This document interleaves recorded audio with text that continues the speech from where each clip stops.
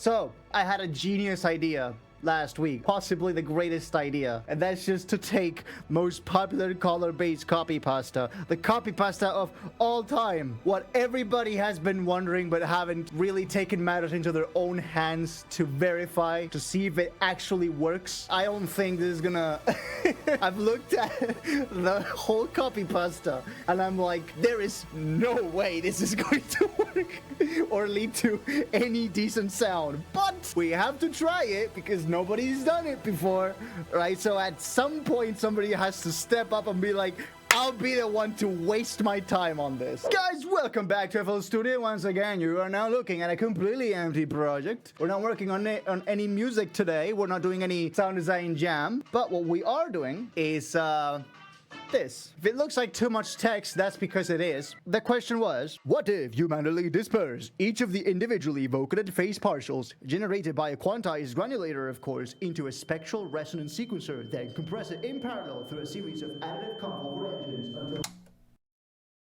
I took the liberty of actually trying to digest this information into a somewhat more readable format. I tried to find the closest actually viable thing you can do related to this. And so with this, I processed this information and I made this list, which is going to try to follow what the copy pasta says as close as possible in an actually realistic situation, and we're going to try to follow it. Let's take it for a ride. All right, so we got M freeform phase to disperse the first 10 harmonics of whichever growl we end up using. Oh yeah, I forgot about that part. You guys have to choose a growl because we're going to do all of this in a growl of your choosing. I actually saw some pretty good suggestions on the Discord server, like, dude, Paul, you should use the growl from Scary Monsters and Nice Sprites. We have a bunch of things to test this on, but I think we all know what we came here for, right? Let's start with Patcher, because I don't see any other way this is happening, okay? Patcher is pretty much the only way this can probably happen. Let's go for the plugin picker, and let's select M freeform phase. We're going to connect the original input, and like so. All right, there it is. You're now seeing the M freeform phase, and let's see. We have to disperse 56 hertz, so we're just gonna start like that. And we're gonna pick somewhere around 50 something hertz. Just go like that. What's the next harmonic? 124, 194, 239, 385, 1K, 1600, 1900, 2200, 2500, 2700. All right, nice. Okay.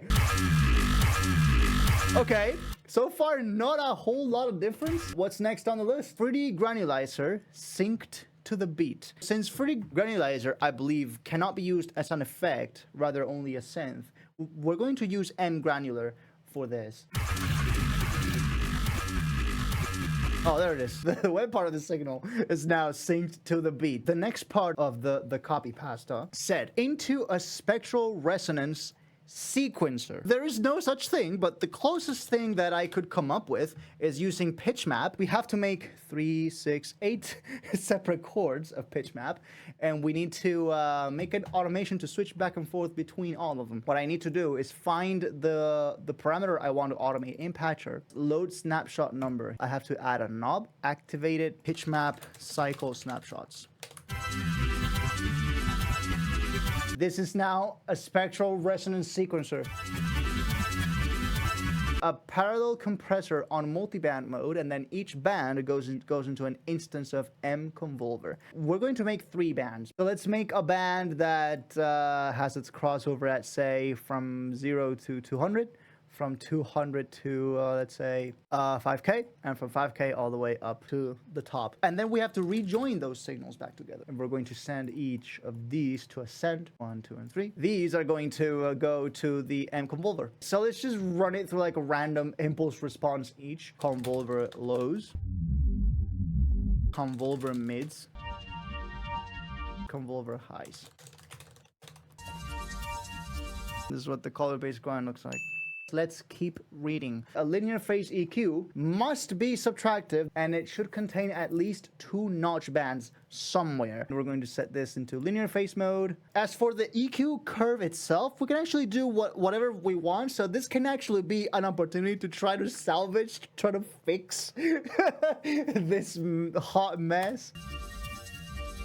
Okay, you know what? This is still not totally terrible. Followed by an additive freeform phaser to reintegrate pleasant partial harmonic artifacts to the sound in a method that is non-destructive to the general phase and tonality. We'll see about that. We just have to add another freeform phaser. I'm gonna try to rearrange some things around, but it's pretty unsalvageable by now. We're gonna add another freeform phase. So we're gonna do the standard straight line. That is not a straight line. I can't draw a straight line in 2023. Jesus Christ. Okay, that is starting to...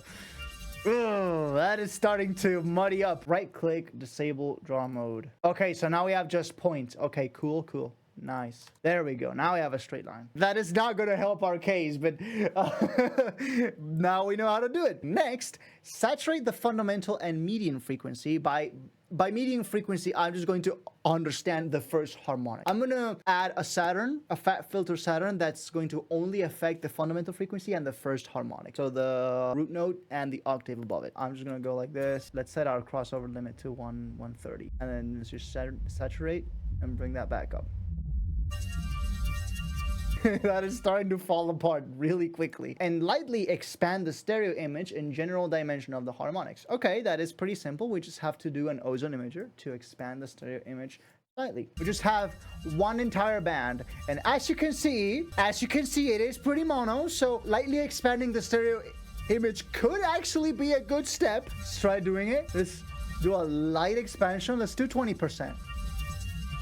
Okay, that step is done. Whatever we had, we have to amplitude modulate it, but we have to amplitude modulate it to a brown noise generator. In parentheses, it said, I personally use faceplant. The thing is, if I use faceplant, I have to manually play the note, and we are on an effects rack on Patcher, so that's not going to work physically. So I'm going to use the closest thing, which is noise generator, M noise generator, and this is just going to automatically generate noise.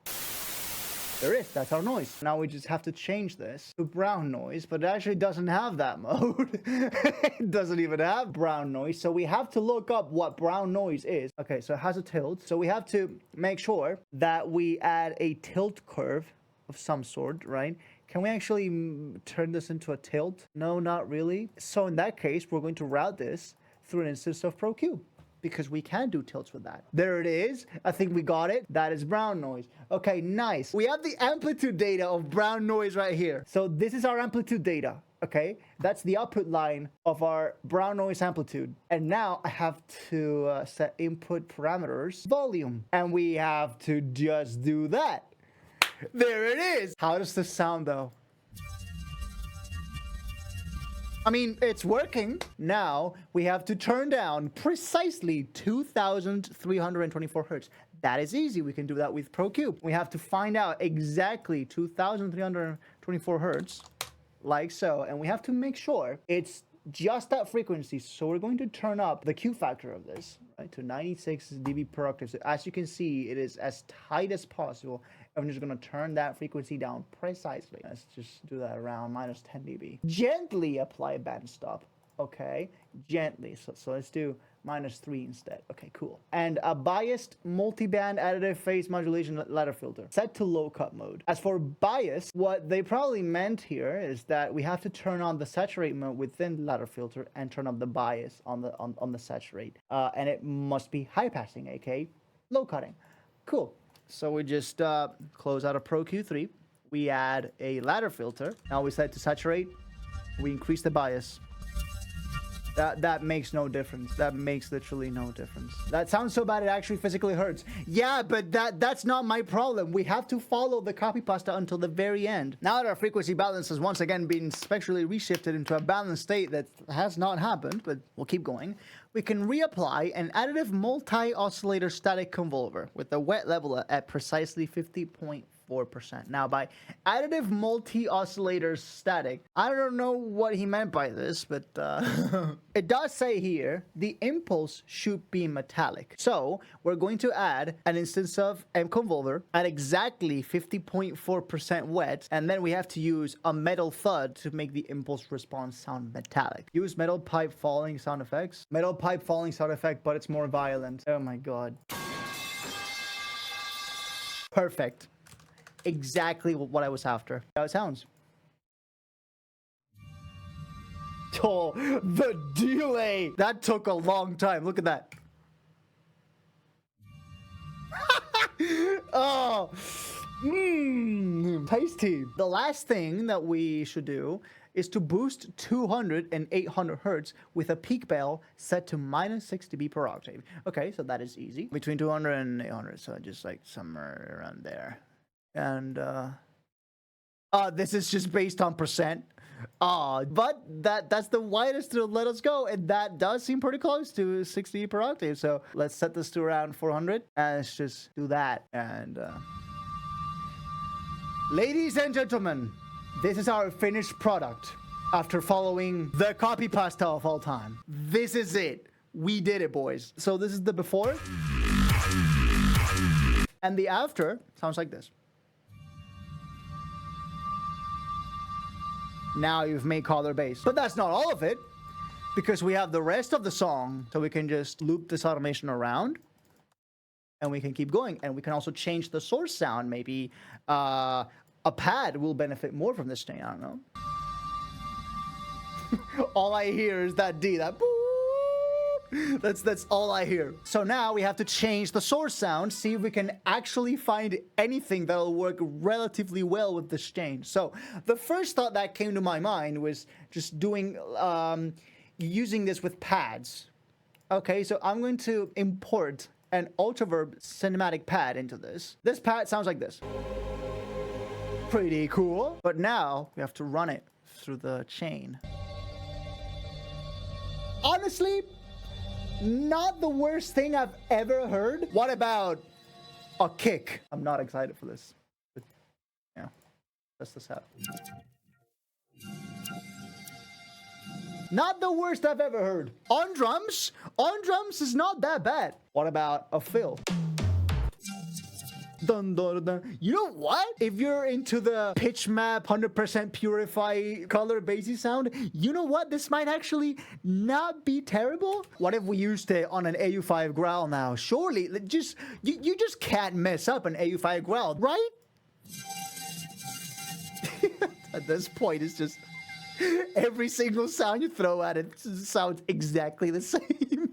You know, if the brown noise amplitude modulation wasn't happening, maybe I could actually kind of EQ this into a palatable sound. So, can we declare this challenge complete? I think we can, because we were able to follow the copy pasta all the way till the very end. The copy pasta has been tried. It has been proven to be terrible.